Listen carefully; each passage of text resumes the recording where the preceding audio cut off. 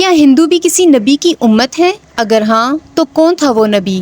کیا قرآن یا تاریخ میں اس کا ذکر موجود ہے؟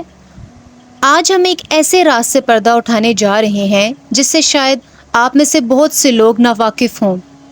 قرآن پاک کی سورہ رعد میں اللہ تعالیٰ فرماتے ہیں کہ ہم نے ہر قوم میں اپنے نبی اور ڈر سنانے والے پیغمبر بھیجے، تو پھر ایسا کیسے ممکن ہے کہ ہندو قوم کے درمیان کوئی نبی یا پیغمبر نہ آیا ہو؟ احادیث کے مطابق پتہ چلتا ہے کہ کم و بیش 1,34,000 انبیاء اس دنیا میں دین الہی کا پیغام پہنچانے کے لیے بھیجے گئے، اور یہ پیغمبر مختلف موقعوں پر مختلف خطوں میں اتارے گئے۔ تو کیا ایسا ہو سکتا ہے کہ اللہ نے ایک بھی پیغمبر ہندو قوم میں نہ بھیجا ہو؟ ہندو اس بات کا پرچار کرتے ہیں کہ ان کا مذہب سب سے پرانا مذہب ہے، جبکہ ایسا بالکل نہیں۔ ہندوؤں کے پاس ان کے ویداز اور ہولی اسکرپچرز موجود ہیں، جن میں جگہ جگہ پر حضرت محمد صلی اللہ علیہ وسلم، حضرت نوح علیہ السلام، حضرت آدم علیہ السلام اور حضرت عیسیٰ علیہ السلام کا ذکر موجود ہے۔ تو جب ہزاروں سال پہلے ہندوؤں کی کتابوں میں ان نبیوں کا ذکر موجود ہے، تو کوئی تو ہوگا جسے اللہ کی طرف سے یہ معلومات ملی ہوں گی اور اس نے اس معلومات کو کتابوں میں لکھا ہوگا۔ آخر کوئی نہ کوئی پیغمبر تو ان کے پاس بھی اللہ کا پیغام لے کر آیا ہوگا۔ ان تمام تر سوالوں کے جواب حاصل کرنے کے لیے ہمیں تاریخ کی جانب چلنا ہوگا۔ ہندو اسکالرز کا یہ دعویٰ ہے کہ اسلام کی بنیاد 1400 سال پہلے رکھی گئی، جبکہ ان کا اپنا مذہب ہزاروں سال پرانا ہے، لیکن وہ اس بات سے بالکل واقف نہیں کہ دنیا کا پہلا پیغمبر انہی کی سرزمین پر اتارا گیا تھا۔ جی ہاں، یہاں بات حضرت آدم علیہ السلام کی ہو رہی ہے۔ حضرت آدم علیہ السلام کو جب جنت سے زمین پر اتارا گیا تھا تو انہیں جس پہاڑی پر اتارا گیا وہ سری لنکا میں ہے، اور حضرت آدم علیہ السلام کے قدموں کے نشان آج بھی وہاں موجود ہیں۔ اور حیرت کی بات یہ ہے کہ لفظ آدم بھی سنسکرت زبان کا لفظ ہے۔ یہ وہ زبان ہے جو کبھی قدیم ہندوستان میں بولی جاتی تھی، اور سنسکرت میں آدم کا مطلب دی فرسٹ ون ہے، یعنی پہلا یا شروعاتی۔ یعنی اگر آپ غور کریں تو دنیا کا پہلا نبی عرب کی سرزمین پر نہیں بلکہ ہند کی سرزمین پر اتارا گیا، اور ہندوؤں کی مقدس کتابوں میں جیسے ریگ وید اور بھوشیا پران کے چیپٹر 4 سے 7 میں حضرت آدم علیہ السلام کی تخلیق، فرشتوں کے بعد سرزمین پر اتارنے تک کا مکمل قصہ موجود ہے۔ اس لیے ہندو چاہ کر بھی حضرت آدم علیہ السلام کے وجود کا انکار نہیں کر سکتے، اور حضرت آدم علیہ السلام اور حضرت حوا کا یہ قصہ قرآن کی سورہ بقرہ اور بائبل میں بھی منوعاً موجود ہے۔ اس کا یہ مطلب ہے کہ ان تمام کتابوں میں موجود اس انفارمیشن کا سورس ایک ہی ہے۔ تاریخ کا اگر گہرائی سے مطالعہ کریں تو پتہ چلتا ہے کہ ہندو مذہب کے وید کسی اور پر نہیں بلکہ آدم ثانی حضرت نوح علیہ السلام پر اتارے گئے تھے، اور ویدوں میں انہیں نوحہ یا بڑے سیلاب والا کہہ کر پکارا گیا تھا۔ حضرت نوح کی کشتی سے لے کر سیلاب تک کا مکمل واقعہ ویدوں میں تفصیل سے موجود ہے، بالکل ایسے ہی جیسے یہ قصہ قرآن پاک اور دی بک آف جینیسس میں درج ہے۔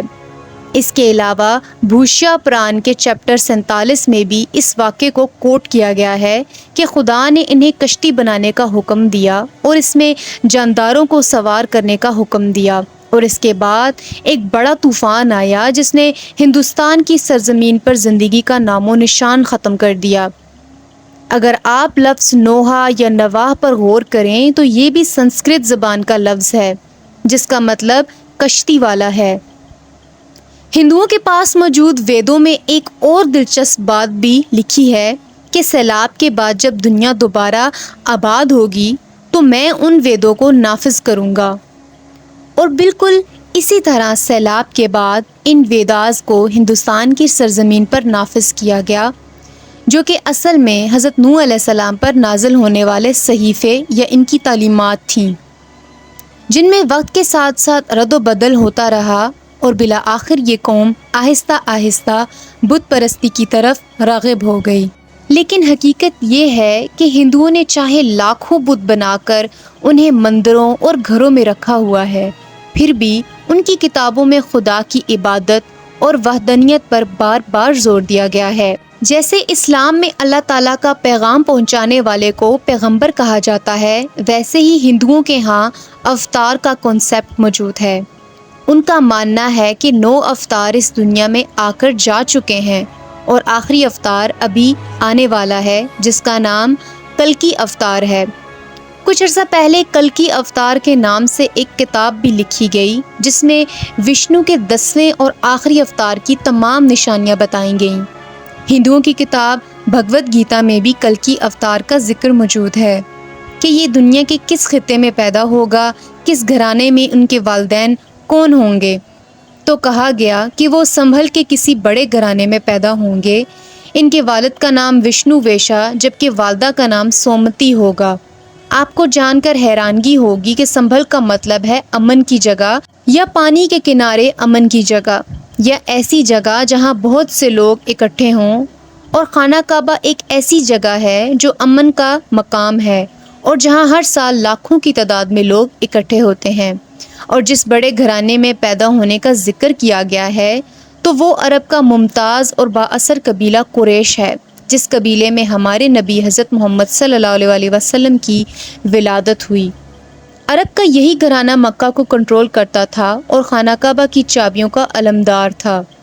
بھگوت گیتا میں کلکی اوتار کے والد کا نام وشنو ویشا بتایا گیا جس کا مطلب ہے خدا کا بندہ، اور نبی صلی اللہ علیہ وسلم کے والد گرامی کا نام عبداللہ ہے جس کا مطلب اللہ کا بندہ ہی ہے۔